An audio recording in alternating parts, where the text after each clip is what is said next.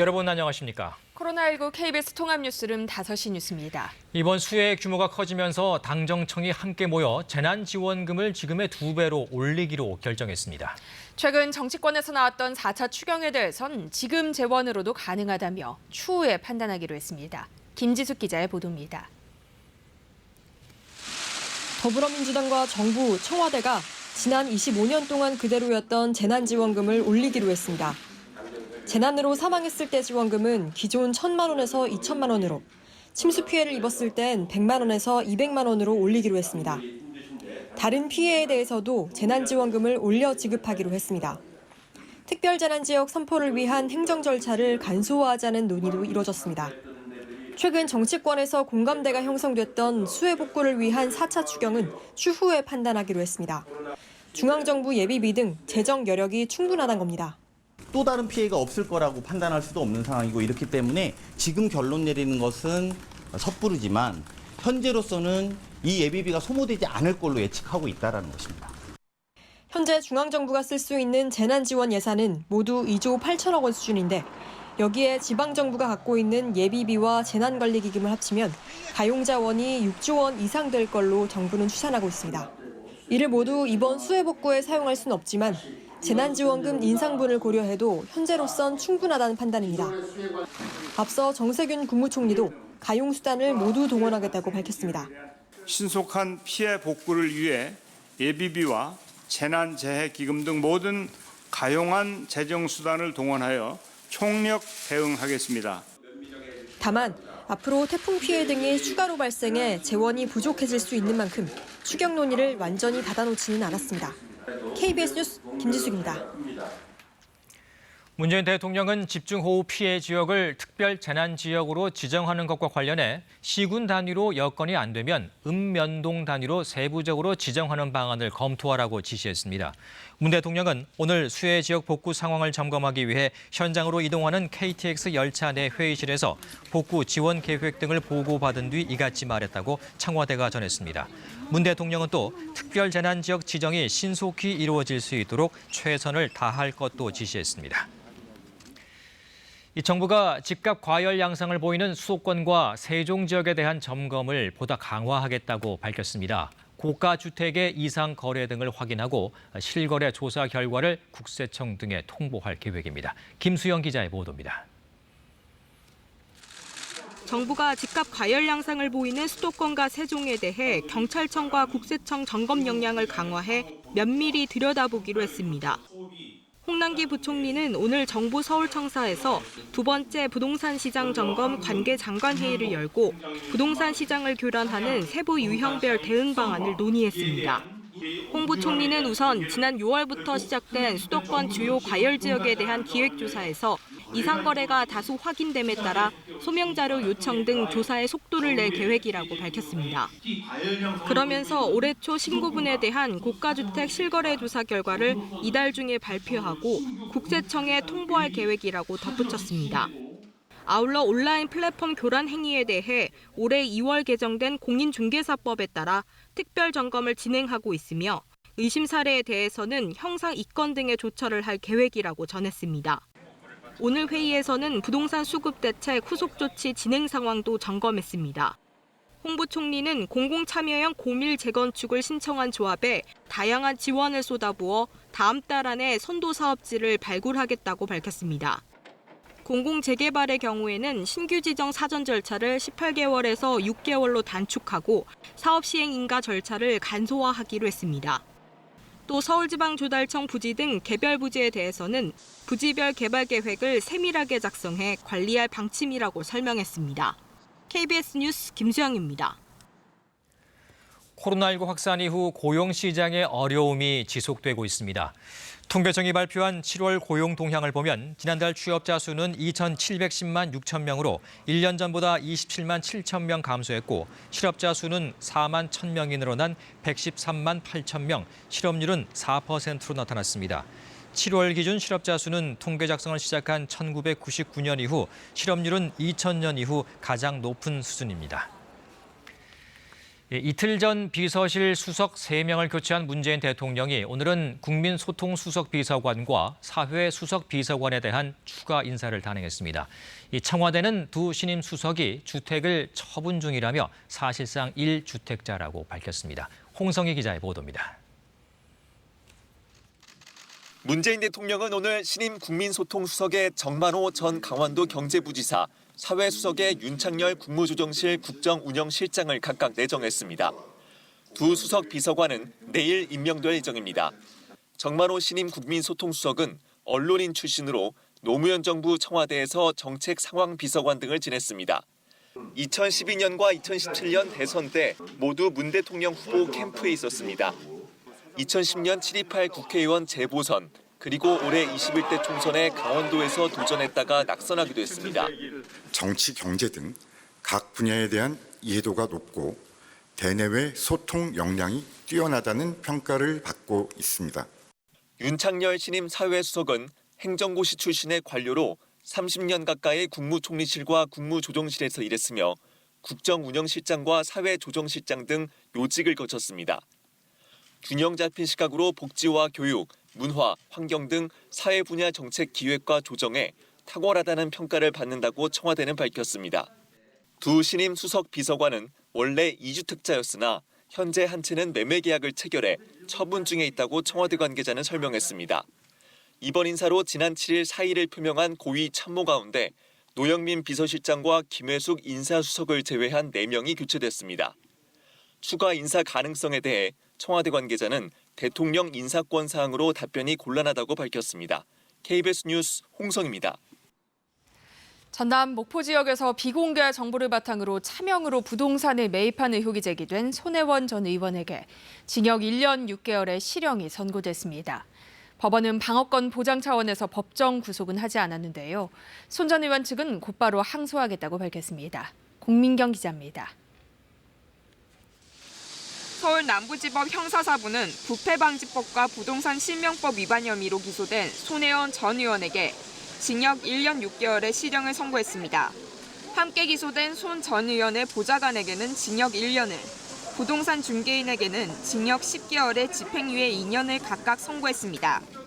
다만 재판부는 피고인들의 방어권 보장을 위해 손 전 의원과 보좌관을 법정 구속하지는 않았습니다. 손 전 의원은 2017년 5월 전남 목포시청의 도시재생 사업계획을 미리 파악해 지난해 초까지 차명으로 14억 원 상당의 부동산을 매입한 혐의로 기소됐습니다. 특히 건물 두 채 등은 조카 명의로 사들인 혐의를 받고 있습니다. 법원은 직무상 엄격한 도덕성을 유지해야 할 피고인들이 업무 과정에서 알게 된 비밀을 이용해 시가 상승을 예상하고 부동산을 취득했다고 판단했습니다. 그러면서 목포시 도시계획과 관련해 관련 언론 보도가 나온 2017년 12월 이전에 취득한 부동산에 대해 부패방지법을 위반했다고 봤습니다. 손 전 의원이 목포시청 등으로부터 취득한 자료를 보안 자료로 인정한 겁니다. 법원은 또 손 전 의원이 조카 등 명의로 부동산을 매수한 건 부동산 실명법 위반이라고 판단했습니다. 손 전 의원이 사실상 해당 부동산의 매매 대금과 취등록세 등을 모두 부담했고 부동산 운영도 주도했다고 본 겁니다. 법원은 손 전 의원과 보좌관이 취득한 목포의 게스트하우스 창성장 등에 대해 몰수 명령도 내렸습니다. 손 전 의원 측은 선고 후 즉각 항소하겠다는 뜻을 밝혔습니다. KBS 뉴스 공민경입니다. 오늘 오전 경남 김해 한 윤활유 첨가제 보관 공장에서 불이 나 주변 공장 밀집 지역과 상가로 불이 계속 번지고 있습니다. 소방당국이 대응 2단계를 발령해 진화 작업을 벌이고 있는데요. 현장에 취재기자 연결합니다. 네, 박기원 기자, 불이 시작된 지 5시간이 넘었는데 지금 현장 상황 어떻습니까? 네, 경남 김해시 상동면 창고 화재 현장에 나와 있습니다. 오늘 오전 11시 38분쯤 시작된 불은 5시간이 넘도록 아직 꺼지지 않고 있는데요. 다만 큰 불은 잡힌 상태입니다.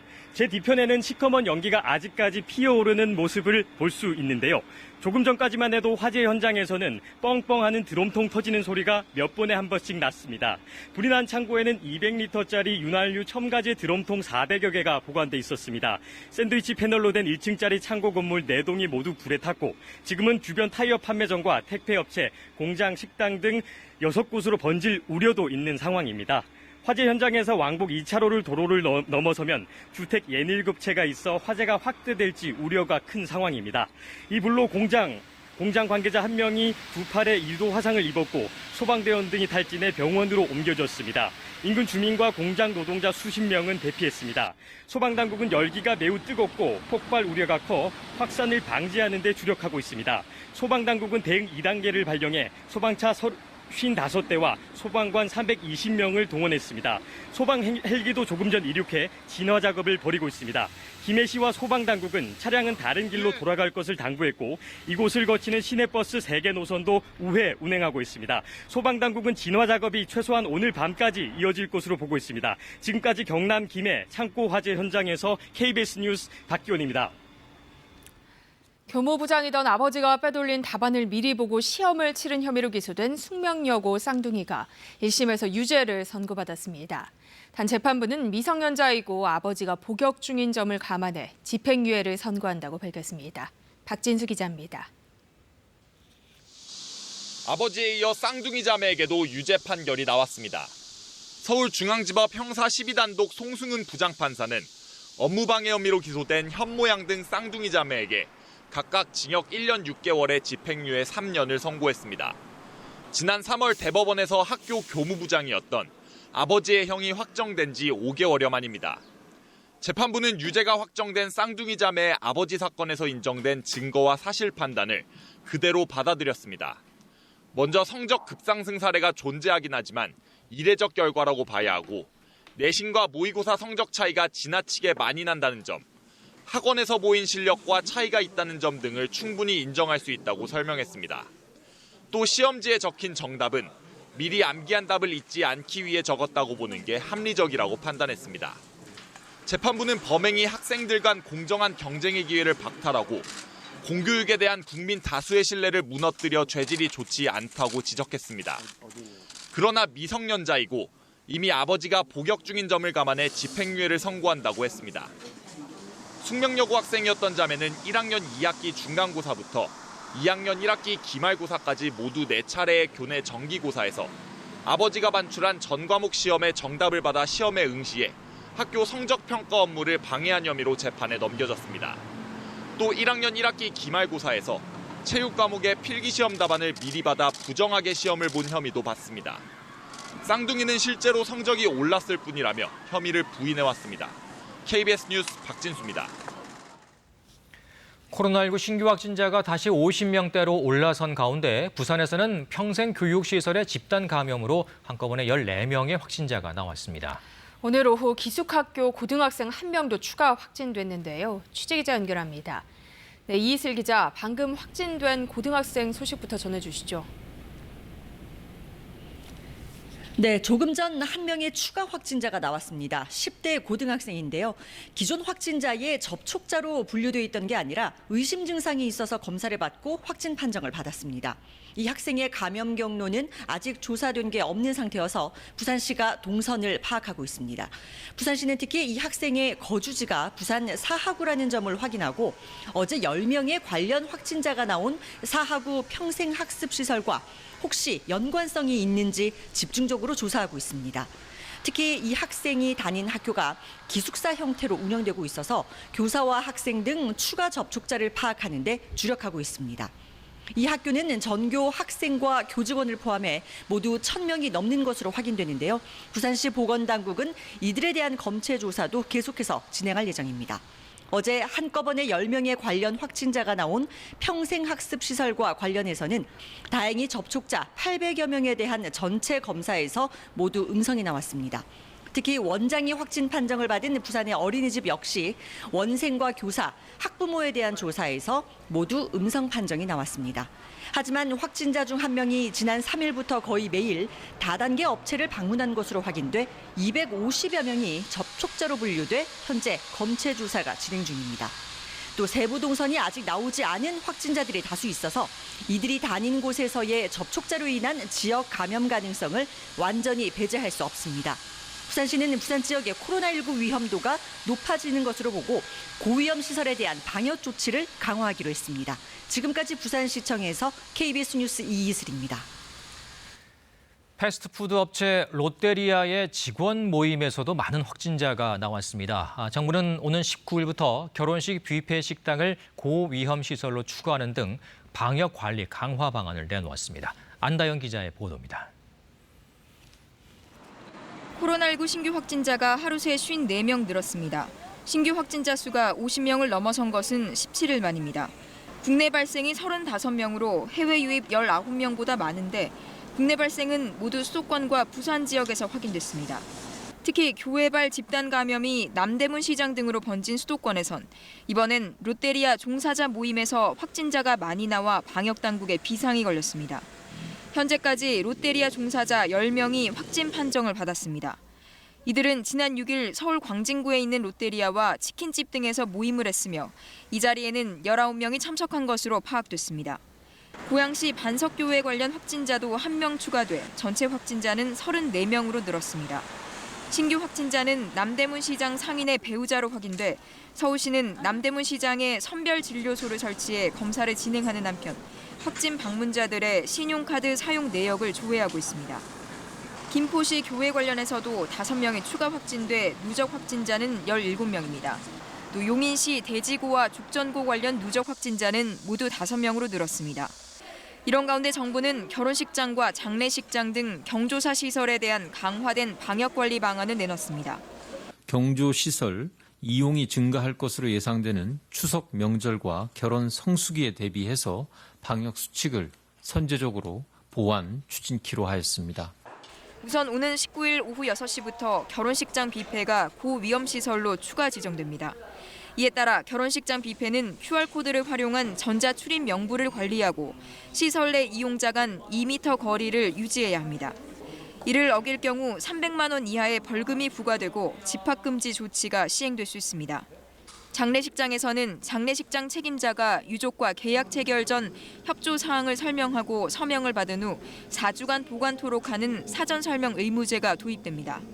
또 유족과 조문객 간 거리 두기를 위해 분향실 바닥에 스티커나 안내 문구를 표시하도록 하고 일부 장례식장에서 운영 중인 전자 출입 명부와 출입구 열화상 카메라 설치 등도 권고할 계획입니다.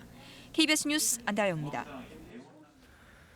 러시아가 코로나19 백신을 세계 최초로 개발하는 데 성공했다고 발표했습니다. 하지만 백신의 효과와 안전성을 검증할 자료는 공개하지 않아서 발표에 의문이 제기되고 있습니다. 이호월 기자의 보도입니다.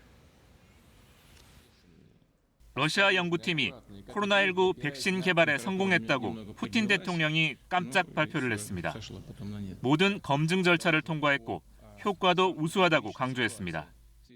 Насколько мне известно, сегодня утром впервые в мире зарегистрирована вакцина против новой коронавирусной инфекции.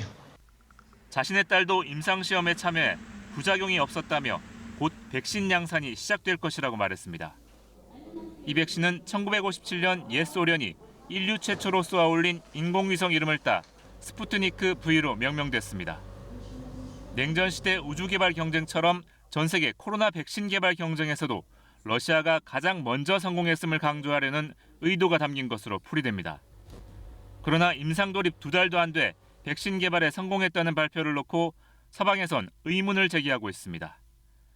백신의 효과를 검증할 만한 구체적인 데이터를 공개하지 않은 데다 백신 개발에 필수인 대규모 임상 3상 시험은 아예 건너뛰었기 때문입니다. 최초 개발이란 타이틀에 매몰돼 검증 안 된 백신을 승인한 러시아가 인류 복원을 위협할 수 있다는 비판이 나오는 대목입니다. I hope that the Russians have actually definitively proven that the vaccine is safe and effective. I seriously doubt that they've done that. 세계보건기구도 사전 자격 심사를 통해 러시아 백신을 검증하겠다고 밝혔습니다.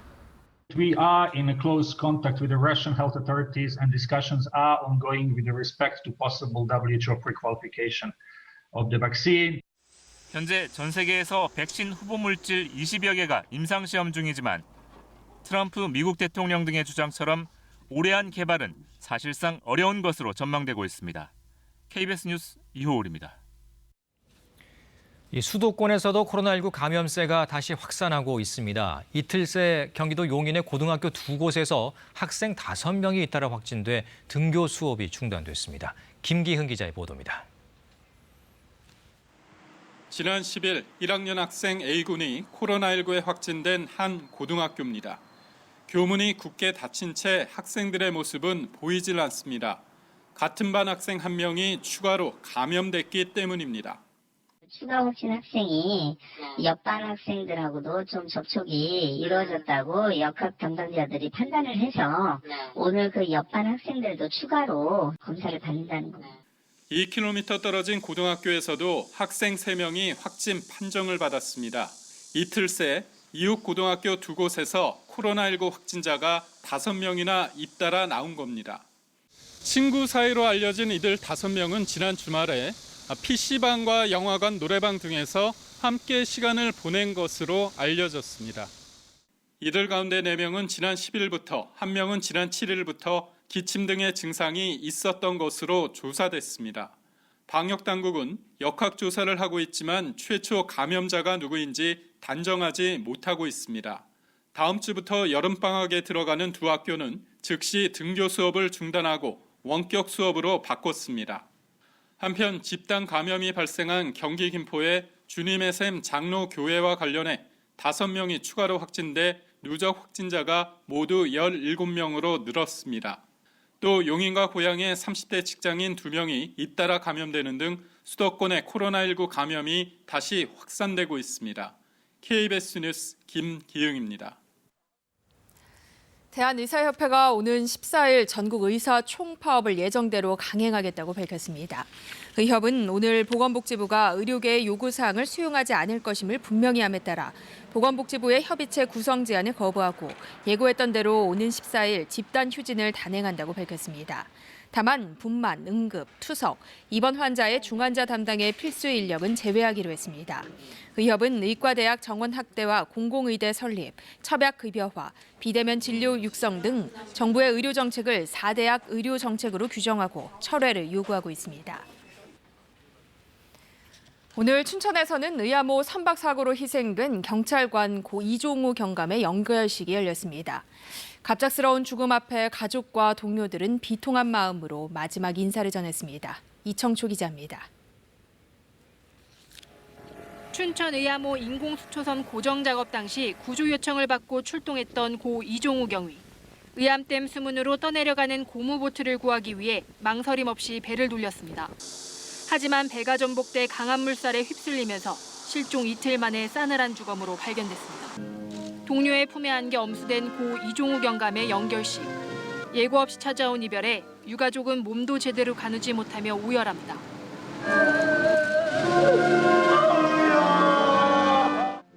든든한 형이자 따뜻했던 이 경감의 죽음이 동료들은 아직도 믿기지 않습니다. 선배님은 항상 배려 깊고 따뜻했던 분이셨습니다. 그 어떠한 위험도 걱정도 없는 곳에서 평안히 영면하시길 바랍니다. 이경감에겐 1기급 특진과 함께 훈장이 추서됐습니다. 유해는 서울 동작구 국립현충원 경찰묘역에 안장됐습니다. 이번 사고 희생자가 잇따라 발견된 북한강 유역입니다. 수색당국은 남은 실종자를 찾기 위한 작업을 일주일째 이어가고 있습니다. 현재 남아있는 실종자는 2명입니다. 이경감을 제외한 다른 사고 희생자 3명의 유족들은 실종자들을 다 찾을 때까지 장례 절차를 미루기로 했습니다. KBS 뉴스 이청초입니다. 이어서 오늘의 주식 시황을 KB증권에서 전해드립니다. KB증권입니다. 코로나19 백신 개발에 대한 긍정적 소식에 코스피가 8거래일 연속 상승 흐름을 이어갔습니다. 반면 코스닥은 외국인과 기관이 함께 매도에 나서며 2% 가까운 하락세로 장을 마쳤습니다. 오늘 코스피 지수는 13.68포인트 상승한 2432.35에 코스닥은 14.63포인트 내린 845.6에 마감됐습니다. 러시아에서 코로나19 백신 등록 소식을 발표하며 경기 회복에 대한 기대감이 커진 가운데 오늘 우리 시장은 차익 매물 출회 속에 지속된 상승에 따른 숨고르기 장세가 나타났습니다. 장 시작부터 보합권에서 등락을 반복하던 코스피는 개인의 순매수가 낙폭을 모두 방어하며 소폭 오름세로 장을 마쳤습니다. 삼성 바이오로직스가 국내 공장 증설에 대한 기대감이 지속되며 5% 가까이 상승했고 삼성물산은 기업 가치 제고에 대한 전망이 나오며 8% 넘게 급등했습니다. 한편 러시아의 코로나19 백신 등록 소식에 노랑풍선이 상한가를 기록하는 등 여행 및 항공주가 강세를 보였습니다. 오늘 원달러 환율은 30전 내린 1,185원 30전에 거래를 마쳤습니다. 지금까지 KB증권이었습니다. 오늘 장맛비는 쉬어갔지만 대기가 불안정해 갑자기 소나기가 쏟아지기도 했습니다. 기온이 높게 오르면서 대기가 불안정해졌는데요. 오늘 제주도에서는 기온이 34.5도, 대구도 33.7도, 서울에서도 32.3도까지 기온이 올랐습니다. 내일도 날이 덥겠습니다. 폭염특보가 전국 대부분 지역에 발효 중인 가운데 특히 남부지방을 중심으로는 30도를 훌쩍 넘는 곳이 많을 것으로 전망되고 있습니다. 현재 이 시각 위성 영상 보시겠습니다. 전국적으로 구름이 잔뜩 끼어 있습니다. 오늘 밤까지 소나기가 내리는 곳이 있겠는데요. 경기 남부, 강원 영서남부, 충북과 그밖에 남부 내륙 지역에서는 최고 60mm가량의 소나기가 내리는 곳이 있겠고요. 충남 서해안과 제주도에서도 5에서 20mm가량의 비가 조금 내리겠습니다. 내일도 흐린 날씨는 계속됩니다. 또 대기 불안정으로 소나기가 내리는 곳이 있겠습니다. 서울을 비롯한 수도권, 강원 영서, 충북 북부, 경북 북부 내륙에서는 낮부터 밤 사이에 최고 60mm가량의 소나기가 내리겠는데요. 벼락과 돌풍이 동반되면서 요란하게 내리겠고요. 또 짧은 시간에 강하게 빗줄기가 쏟아지는 국지성 호우의 특성이 있기 때문에 안전사고에 유의하셔야겠습니다. 밤사이 기온이 크게 떨어지지 않겠습니다. 대부분 25도를 웃돌겠는데요. 내일 아침 기온 서울, 청주, 전주 26도, 대구 25도로 예상됩니다. 낮 기온은 서울이 30도, 청주, 광주 31도, 전주는 33도까지 오르겠고 대구도 35도까지 치솟을 것으로 전망됩니다. 바다의 물결은 전해상에서 잔잔하게 일겠지만 안개가 짙게 끼는 곳이 있겠습니다. 모레 오전에 경기 북부, 강원 영서 북부를 시작으로 오후부터 또다시 중부지방에 비가 내리겠습니다. 이 중부지방의 비는 일요일까지 오락가락할 것으로 보입니다. 지금까지 기상정보였습니다. 코로나19 통합 뉴스룸은 7시 뉴스에서 이어집니다. 시청해주신 여러분 고맙습니다.